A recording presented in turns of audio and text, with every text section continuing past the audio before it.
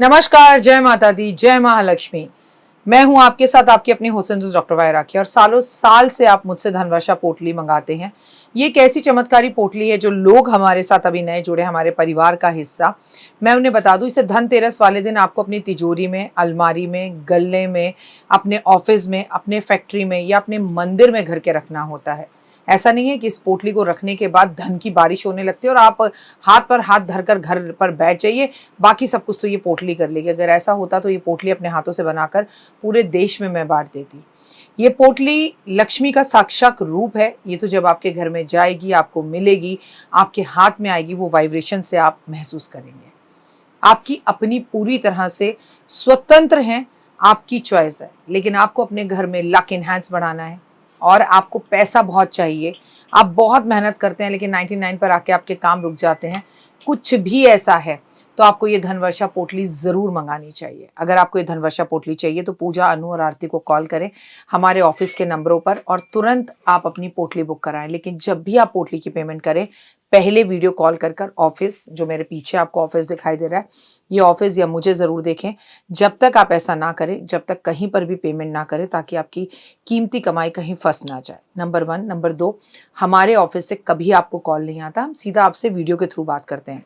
ये पोटली रखनी कैसे है, कब रखनी है, कहाँ रखनी है, इसके लिए भी आपके पास डायरेक्टली मेरी एक वीडियो पहुँचेगी। इस तारीख पर रखिएगा, इस समय रखिएगा और आपको पूरी जानकारी दी जाएगी। तो अगर आपको ये चमत्कारी पोटली चाहिए तो तुरंत हमें कॉल करें। जय माता दी।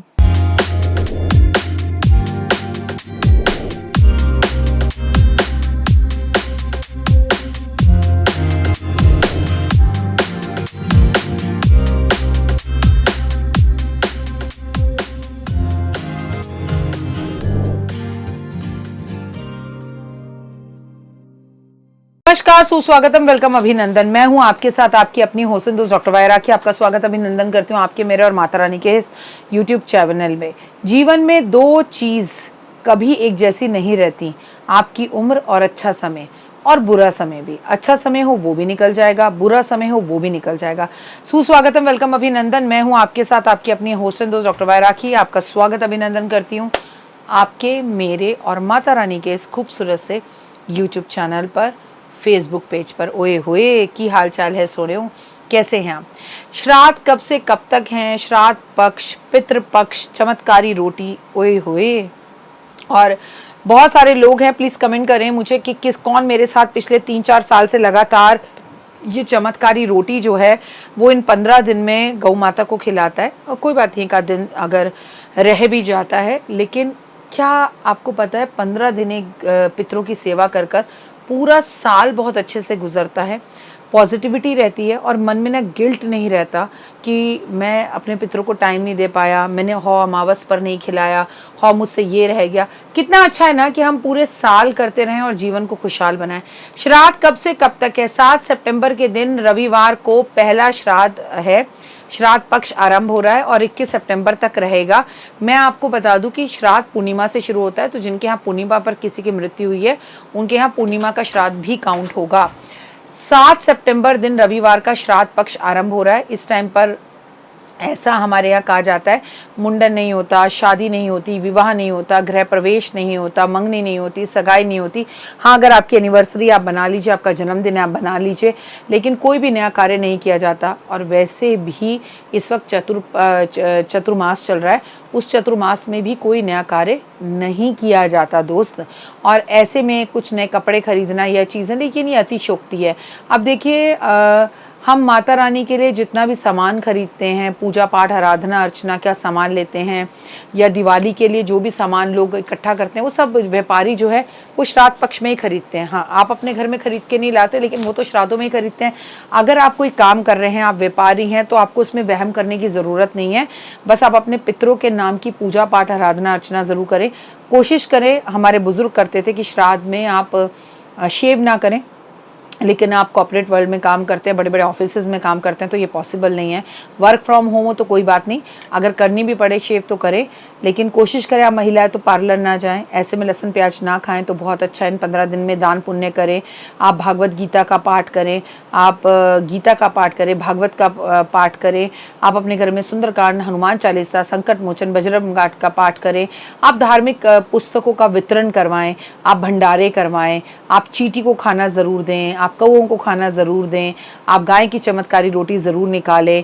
जब भी आप श्राद्ध करें, ब्राह्मण को घर बुलाएं, श्रद्धा पूर्वक ब्राह्मण जब भोजन कर रहा हो तो उसे कभी नहीं पूछें खाना कैसा बना है, पंडित जी खाइए शोर मचाकर चिल्लाते हुए ना खिलाएं।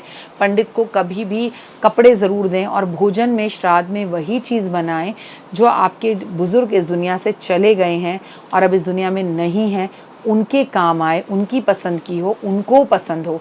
और आप श्राद्ध के टाइम पर ब्राह्मण जब जाने लगे उसे टॉर्च दें, उसे छतरी दें, और जब ब्राह्मण बाहर जा रहा हो उसे दक्षिणा देकर शंख बजाकर बाहर तक छोड़ कर आए। श्राद्ध पक्ष के अंदर एक बात हमेशा ध्यान रखनी चाहिए कि काले नीले कपड़े हमें कम पहनने चाहिए, ब्रह्मचर्य का हमें पालन करना चाहिए, किसी भी नई चीज़ की शुरुआत अपने पितरों का आशीर्वाद लेकर करनी चाहिए, पीपल के पेड़ पर जल देना चाहिए, पीपल के पेड़, नीम के पेड़ ज़रूर लगवाने चाहिए। आपको श्राद्ध पक्ष के अंदर हमेशा एक बात ध्यान में रखनी चाहिए कि घर में लड़ाई झगड़ा ना हो, नकारात्मकता ना हो। सुबह शाम हम लोबान का धुआं घर में ज़रूर दें, हम पूजा पाठ, भक्ति, आराधना, अर्चना ज़रूर करें, हम ब्राह्मण को भोजन के साथ कपड़े ज़रूर दें, हम हर रोज़ ब्राह्मण को भोजन करा सके तो ज़रूर कराएं। खाना बनाया, बाहर जाकर दे दिया। श्राद्ध कर रहे हैं, फिर हम जिस दिन श्राद्ध कर रहे हैं ब्राह्मण को बुलाकर, पितरों को बुलाकर घर में भोजन करा रहे हैं, उसी दिन फिर हम कपड़े धो रहे हैं, उन्हें मैल खिला रहे हैं। मैं ये नहीं कह रही कि 15 दिन कपड़े नहीं धोने, मैं ये कह रही हूँ कि आपको पितृपक्ष में जिस दिन श्राद्ध आपके घर में हो रहा है उस दिन कपड़े नहीं धोने। तो एक दिन का तो हम ब्रेक ले सकते हैं ना, ये ब्रेक ज़रूर लें। आप जब भी श्राद्ध करें भाव के साथ करें, घर में झगड़ा ना हो। घर में श्राद्ध में बेटियों को ज़रूर बुलाएं। जब तक बेटी आके श्राद्ध का खाना नहीं खाती, श्राद्ध अधूरा रहता है। श्राद्ध वाले दिन घर के अंदर कोशिश करें कि सात्विक भोजन ही बने, और आप हमेशा जब भी ब्राह्मण को भोजन कराएं उन्हें ज़मीन पर बैठकर भोजन कराएं, डाइनिंग टेबल पर ना करवाएं। और भोजन में खीर ज़रूर बनाएं, और उसके बाद आप कौवे का, गाय का, चींटी का और कुत्ते का ग्रास निकालें।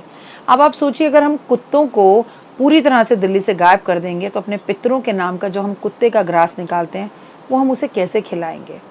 मैं ये भी मानती हूँ कि कुत्ते बहुत आतंक मचा रहे हैं और ज़रूरत से ज़्यादा बढ़ रहे हैं, जिसकी वजह से कई बच्चों को तकलीफ़ पहुँची है। इसका एक और सलूशन निकाला जा सकता है, लेकिन किसी को ज़बरदस्ती कैद में नहीं रखा जा सकता।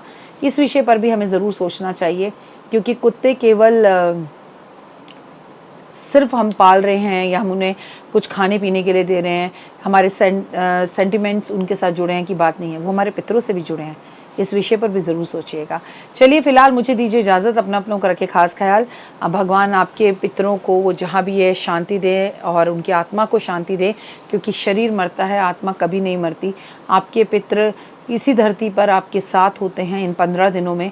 कुछ लोग मानेंगे, कुछ लोग नहीं मानेंगे, कुछ तो लोग कहेंगे, लोगों का काम है कहना, लेकिन भाव श्रद्धा पूर्वक आपके माता पिता ने जिस तरह से श्राद्धों को शुरू से मनाया उन्हीं चीज़ों को आप फॉलो करें। और याद रखिए, एक दिन वो भी आएगा जब मेरा और आपका श्राद्ध भी होगा। इसीलिए अपने साथ जैसा व्यवहार चाहते हैं वैसा ही अपने बुज़ुर्गों के लिए अभी कीजिए, क्योंकि कोई आपको तभी श्राद्ध बनाकर खिलाएगा जब आज आप किसी के लिए बनाएंगे। विचार कीजिएगा। जय माता दी। तो देख ली वीडियो, कैसी लगी, पसंद आई? चलिए, हो सकता है किसी को पसंद ना भी आई हो, लेकिन अगर हृदय से आप इन उपायों को करेंगे तो आपका फ़ायदा ज़रूर होगा। बहुत मेहनत करते हैं हम ये वीडियो बनाने के लिए, और मैं ही नहीं, सब। तो अगर अभी तक आपने मेरे चैनल को लाइक, सब्सक्राइब, शेयर नहीं किया, ज़रूर कर लें। अगर आपको किसी भी तरह की कोई जानकारी चाहिए या आप चाहते हैं आपकी बताई हुई वीडियोस मैं बनाऊं, तो आप यकीन मानिए हमारे नंबर आपको सारे वॉलपेपर पर दिखाई देंगे। इन सब नंबरों पर, इन सब नंबरों पर, इन सब नंबरों पर, इन सब नंबरों पर आप हमें तुरंत कॉल करें, और कॉल कर कर आप हमें मैसेज करें, व्हाट्सअप करें कि क्या वो विषय है जिस पर मैं आगे वीडियो बनाऊं। आप जो विषय मुझे देंगे उस पर मैं वीडियो बनाऊंगी। और हाँ, रुकिए, जाइए मत। आप में से बहुत से लोग मेरी इन वीडियो को रोज़ देख रहे हैं लेकिन चैनल सब्सक्राइब नहीं कर रहे हैं, और उससे भी ज़्यादा प्रॉब्लम है कि आप मुझे अलग अलग चैनल्स पर देख रहे हैं। मेरा असली चैनल यही है, सिर्फ यही डॉक्टर वाई राखी एस्ट्रोलॉजर चैनल पर ही मुझे देखिए और कहीं नहीं। ये मेरी आपसे रिक्वेस्ट है। जय माता दी। जीवन में है समस्या, नहीं मिल रहा तकलीफों से छुटकारा, नहीं मिल रही मनचाही नौकरी, टूट गया है विश्वास, सांस से आपकी बिल्कुल नहीं बनती और खत्म हो गई है आस, भगवान से आपका विश्वास उठ चुका है। टैरो के 78 कार्ड खोलेंगे भविष्य का राज, सरकारी नौकरी से हैं आप कोसों दूर, कुंडली जगाएगी कुंडली जागरण, कुंडली बताएगी आपका भविष्य। ऊपर से ये जादुई हवाएं, ऊपरी हवाएं, जादू टोना तंत्र विद्याएं, पति पत्नी और वो, करना होगा खुद पर विश्वास। दीजिए मुझे भी एक मौका, अपनी कुंडली दिखाइए, टैरो कराइए, लेकिन अपनी जिंदगी को जल्द बदलवाइए। मैं हूं डॉक्टर वाई राखी, आप मुझसे बात कीजिए, फ़ोन कीजिए, अपॉइंटमेंट लीजिए, आपकी ज़िंदगी के अंदर आएगा ज़बरदस्त बदलाव।